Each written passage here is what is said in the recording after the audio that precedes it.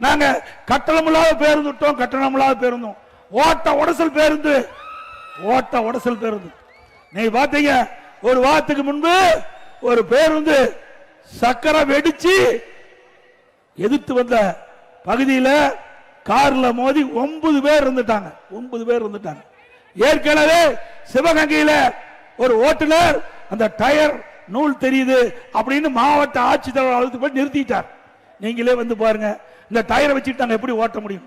சென்னையில் கார்பரேஷன், இங்க சென்னையில் இருக்கிற மாநகராட்சி இருக்கிற நகர பேருந்து ஒரு பெண்மணி பஸ்ல பயணம் செய்கின்ற பொழுது அதுல கீழ் இருக்கிற பேஸ்ல இருக்கிற அந்த பகுதி, அந்த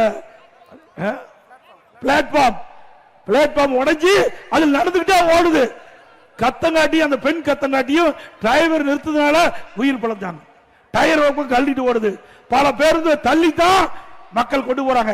இப்படி ஒரு மோசமான ஆட்சி, ஒரு நிர்வாக திறமையற்ற ஆட்சி, இப்படி மோசமான பேருந்துகளை வச்சு இன்னைக்கு ஸ்டாலின் பேசிட்டு இருக்கார்.